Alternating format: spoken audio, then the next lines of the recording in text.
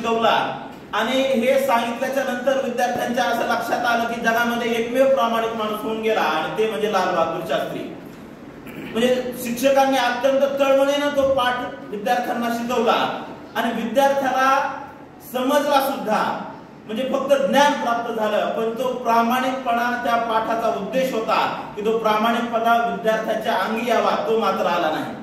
किंवा इयत्ता 7वी ला एक कुत्र्याचा पाठ आहे, द्वितीय सत्रामध्ये होते आणि त्या कुत्र्याला थंडी वगैरे वाजत असते, झाडाखाली कुत्र बसलेलं असतं, कुत्र्याचं पिल्लू, आणि आपले लेखक जातात आणि त्याला ऊब वगैरे लागण्यासाठी मफलर वगैरे त्या कुत्र्याच्या पिल्ल्याभोवती गुंडाळतात, त्याला शेकोटी जवळ नेतात, त्याला ऊब वगैरे लागते।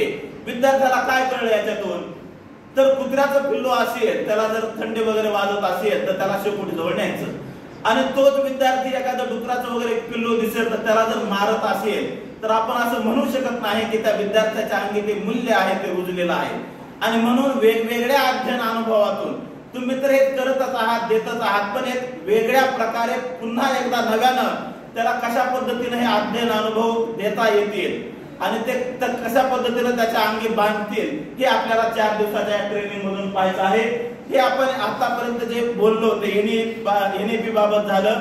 त्याच्यानंतर एससीएफ अर्थात स्टेट करिक्युलम फ्रेमवर्क म्हणजे राज्य अभ्यासक्रम आराखडा, याच्यामध्ये सुद्धा या एनईपी म्हणजे मूल्यांबाबत वेगवेगळ्या पद्धतीनं उल्लेख आलेला आहे।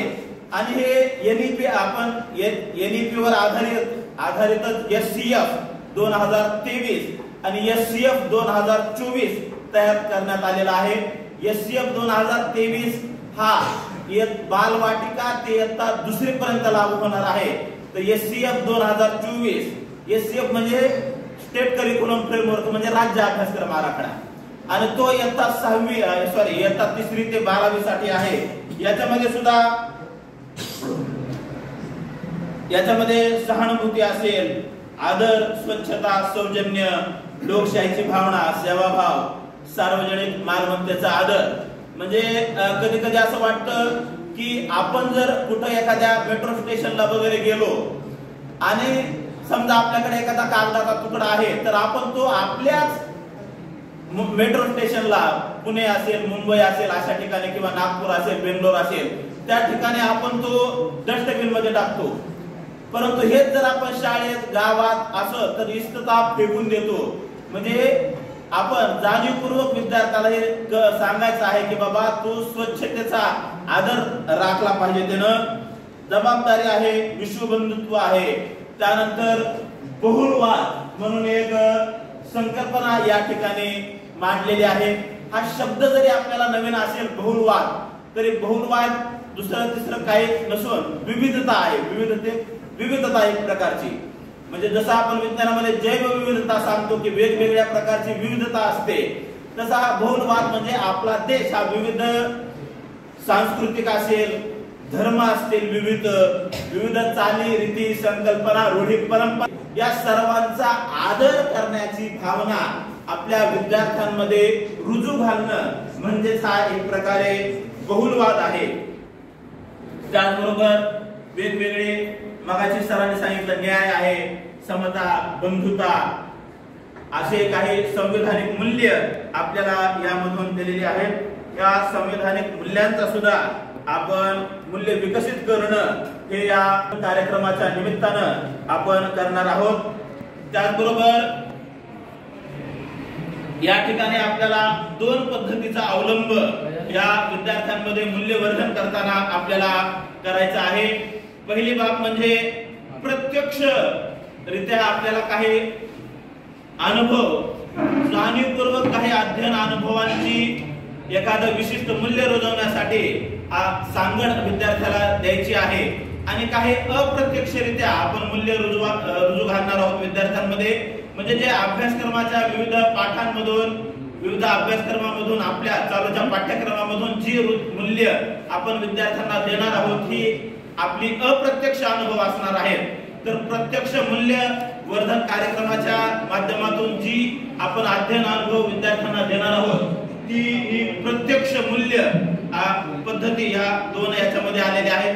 प्रत्यक्ष मूल्य, प्रत्यक्ष पद्धत मूल्य रुजवण्याची म्हणजे विद्यार्थ्याला विशिष्ट अध्ययन अनुभवाची विशिष्ट अध्ययन अनुभव विद्यार्थ्याला एका विशिष्ट मूल्यासाठी देणं आणि जे आपण आपल्या पाठ्यक्रमाच्या माध्यमातून जे मूल्य देणार आहोत ते आपले अप्रत्यक्ष अनुभव असं आपण त्याला म्हणू शकतो. म्हणजे भाषा आहे, साहित्य आहे, इतिहास आहे, विज्ञान आहे, याच्यातून जी आपण मूल्य देणार आहोत ती मूल्य ही अप्रत्यक्ष पद्धतीने दिलेली मूल्य आहेत. तर आपण या मूल्यवर्धन कार्यक्रमाच्या माध्यमातून जी मूल्य आपण विद्यार्थ्यांमध्ये देणार आहोत ती एक प्रकारे थेट किंवा प्रत्यक्ष पद्धत असणार आहे.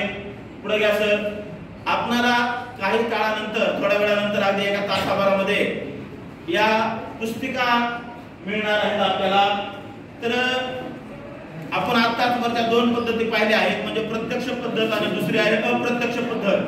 अप्रत्यक्ष पद्धत म्हणजे आपण आता रिपीटच होतं हे की आपण विद्यार्थ्याला आपल्या पाठ्यक्रमाच्या माध्यमातून मूल्य देणार आहोत आणि प्रत्यक्ष पद्धत म्हणजे ही मूल्यवर्धन पुस्तिका आपल्या सर्वांना मिळणार आहे आणि यामधून आपण प्रत्यक्ष विद्यार्थ्याला काही मूल्य देणार आहोत.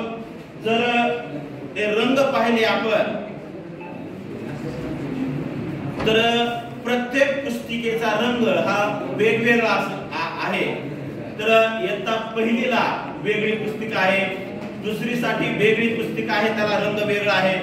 असं अगदी 8वी पर्यंत आपण वेगवेगळ्या पुस्तिका इयत्तानुसार त्यांच्या वयोगटानुसार विद्यार्थ्याला देणार आहोत आणि त्यातील अध्ययन अनुभव आपण विद्यार्थ्यांना त्यांच्यासाठी देणार आहोत. त्याचबरोबर प्रत्येक आठवड्याला 2 तास हे मूल्यवर्धन या पुस्तिकेसाठी राखीव ठेवण्यात आलेले आहेत. म्हणजे नेमकं हे कधी राबवायचं आपण, म्हणजे उदाहरण सांगायचं झालं तर आता या पंढरपूर तालुक्यातून 48 शिक्षक आणि मोहोळ तालुक्यातून जवळपास 30 शिक्षक येणं अपेक्षित होतं, परंतु आता सध्या हॉलमध्ये 50 शिक्षक उपलब्ध आहेत. आणि मग आपल्याला माहिती असलं पाहिजे, आपल्या मार्फत इतरांना सुद्धा समजलं पाहिजे की प्रत्येक आठवड्याला 2 तासिका या मूल्यवर्धन कार्यक्रमासाठी स्पेशल ठेवण्यात आलेले आहेत आणि या 2 तासिका माध्यमातून आपण प्रत्यक्ष मूल्य शिक्षण त्यांना, प्रत्यक्ष पद्धतीने मूल्य शिक्षण त्यांना देणार आहोत. याच्यामध्ये भविष्यामध्ये या एकात्मिक पद्धतीचा सुद्धा विचार आपण त्या मार्गाने करणार आहोत. आता मूल्यवर्धन उपक्रमामध्ये अंतर्भूत जी काही मूल्य आहे, अभ्यासक्रमाचे उद्दिष्ट, क्षमता आणि अध्ययन निष्पत्ती, आपल्याला वारंवार माहिती आहे की NEP किंवा राष्ट्रीय अभ्यासक्रम आराखडा याच्यामध्ये नेमकं आपल्या विद्यार्थ्याला काय आलं याच्यासाठी अध्ययन निष्पत्ती असते, LOs, लर्निंग आउटकम्स. आणि मग या मूल्यवर्धनचे कार्यक्रम आपल्याला करायचे आहे, ते मूल्यवर्धित करायचे आहेत, त्याचे सुद्धा काही या ठिकाणी क्षमता आणि अध्ययन निष्पत्ती या ठिकाणी देण्यात आलेले आहेत. काही क्षमता आहेत या ठिकाणी, मूल्य आहेत न्याय, स्वातंत्र्य, समता, बंधुता, जबाबदारी, वैज्ञानिक दृष्टिकोन, करुणा, सेवाभाव, राष्ट्रभक्ती आणि क्षम प्रतिष्ठा. आजकाल आपण जर विद्यार्थ्याला सांगितलं की वर्गात साफसफाई कर किंवा स्वच्छता कर किंवा झाडून काढ, तर काही विशिष्ट मुलं प्रत्येक वेळी उठतात आणि वर्गाची स्वच्छता करतात. मात्र म्हणजे कुठेतरी क्षम प्रतिष्ठा, जर एखादं काम आपण सांगितलं विद्यार्थ्याला तर ते करत नाहीत किंवा आई वडिलांनी काम सांगितलं तर ते घरी लाजतात किंवा करत नाहीत किंवा हे काम माझं नाही असं म्हणतात किंवा सरळ सरळ असं म्हणतात. एखाद्या विद्यार्थ्याला, मुलाला जर आपण झाडून काढायला सांगितलं तर हे काही माझं काम आहे का, किंवा त्याला जर दिदी वगैरे असेल तर तो म्हणणार हे माझं काम नाही, मी काही मुलगी आहे किंवा मी दिदीला तो हे काम सांग. म्हणजे अशा पद्धतीने एक आपण अप्रत्यक्षरित्या कामांची वाटणी करून ठेवलेली आहे. श्रम करण्याची आपल्याला कुठेतरी लाज वाटते आणि मग हे असं होऊ नये याच्यासाठी श्रम प्रतिष्ठा हे सुद्धा मूल्य याच्यामध्ये समाविष्ट करण्यात आलेला आहे. याचे उद्दिष्ट काय आहे तर शालेय शिक्षण पातळीवर म्हणजे पायाभूत स्तर आहे, पूर्वतयारी स्तर आहे, पूर्व माध्यमिक स्तर आणि माध्यमिक स्तर आहे. म्हणजे जे आपला आधी प्राथमिक, उच्च प्राथमिक, माध्यमिक हे होतं, हे आता स्तर नाही, अशा पद्धतीने स्तर झालेले आहे. पायाभूत स्तर, पूर्वतयारी स्तर, इयत्ता बालवाटिका ते दुसरी पायाभूत स्तर, तिसरी ते पाचवी पूर्व माध्यमिक स्तर, पूर्वतयारी स्तर, त्याच्यानंतर पूर्व माध्यमिक आणि नंतर माध्यमिक, अशा पद्धतीचे स्तर आहेत। याच्यामध्ये क्षमता कोणत्या आहेत या मूल्यामधून? तर स्वची जाणीव आणि स्वव्यवस्थापन करणे, त्याचबरोबर अभ्यासाच्या क्षमता आणि सवय विकसित करणे, जबाबदारीने निर्णय घेणे, सुसंवाद साधणे। जेव्हापासून मोबाईल आलेला आहे तेव्हापासून सुसंवाद तर गायब झालेला आहे। एका ठिकाणी मोबाईलवरच एक कार्टून आलेलं होतं की ज्या वेळेला जुने फोन होते लँडलाईन, त्यावेळेला संपूर्ण परिवार एकत्र होत होता। मात्र जेव्हापासून अँड्रॉइड फोन आलेले आहेत तेव्हापासून मात्र वेगवेगळ्या ठिकाणी मुलं वगैरे बसतात, म्हणजे नात्यांमधील सुसंवाद कुठेतरी विसरत चाललेला आहे। पुन्हा आपण एखादा व्यक्ती असेल तर त्याला भावपूर्ण श्रद्धांजली सुद्धा व्हॉट्सअपवरच आणि वाढदिवसाच्या शुभेच्छा सुद्धा डिजिटल मीडियावरच देत असतो। म्हणजे नात्यामधील सुसंवाद। अगदी एखाद्या मित्राला जर आपण कधी फोन केला तर म्हणतो काय काम आहे बोल असं म्हणतो। म्हणजे आता आजकाल असं झालंय की कामाशिवाय आपण व्यक्तीला एखाद्या मित्राला जवळच्या सुद्धा फोन सुद्धा करत नाही। तर नात्यामधील सुसंवाद वाढीस लागणं ही सुद्धा एक क्षमता आहे। त्याचबरोबर पर्यावरणाची काळजी घेणं ही सुद्धा आपली एक क्षमता या अभ्यासक्रमामधून उद्दिष्टांमधून आपल्याला सांगण्यात आलेली आहे। आणि मग हे सर्व प्रतिबिंबित विद्यार्थ्यांमध्ये करण्यासाठी आपल्याला इयत्ता निहाय या अध्ययन निष्पत्ती दिलेल्या आहेत आणि त्या सर्व अध्ययन निष्पत्ती हा आपल्या वेगवेगळ्या पुस्तिकेमध्ये इथं असणार आहेत। प्रत्येक पुस्तिकेमध्ये वेगवेगळ्या अध्ययन निष्पत्ती देण्यात आलेल्या आहेत।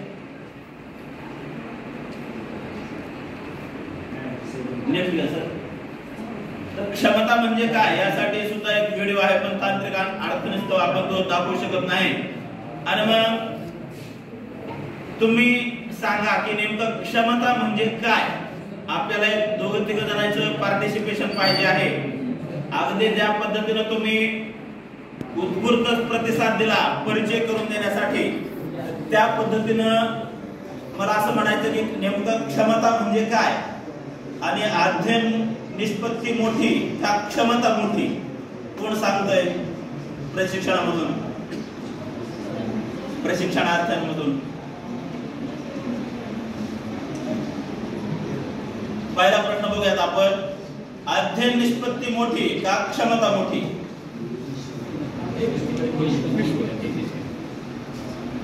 काय वाटतं सर? बसून सांगण्याऐवजी आपण थोडंसं उभं राहून सांगूया। अध्ययन निष्पत्ती मोठी असं एका सरांना म्हणायचंय। कोणी आहे का या सरांच्या व्यतिरिक्त किंवा वेगळं मत कुणाचं आहे का? व्याप्ती कुणाची जास्त? अध्ययन निष्पत्तीची व्याप्ती जास्त असेल का क्षमतेची व्याप्ती जास्त असेल? व्याप्ती कुणाची जास्त असेल? बघा आपल्याकडे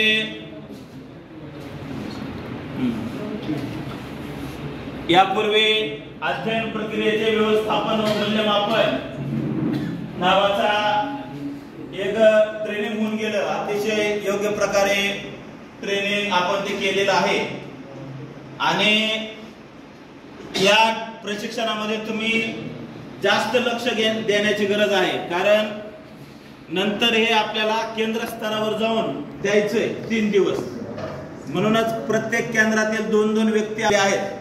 मग त्यावेळेला जर असा प्रश्न निर्माण झाला की व्याप्ती कुणाची जास्त किंवा कोण मोठं, अध्ययन निष्पत्ती मोठी का क्षमता मोठी, त्यावेळी म्हणजे आपली आधी संकल्पना क्लिअर पाहिजे। आणि मग असं कधी कधी होतंय की जर आपलं लक्ष नसेल किंवा अत्यंत अर्जंट फोन जर एखाद्याचा आला, त्यासाठी तुम्ही बाहेर गेलेला असाल, तर मग बाहेर गेल्याविषयी सांगतोय तुम्ही अत्यंत योग्य पद्धतीने इथं बसलेला आहात, तर मग म्हणतात की नाही कडे तिथंही आम्हाला काही सांगितलं नाही याच्याविषयी। असं होऊ नये। तुमच्या मनामध्ये जेवढ्या काही शंका वगैरे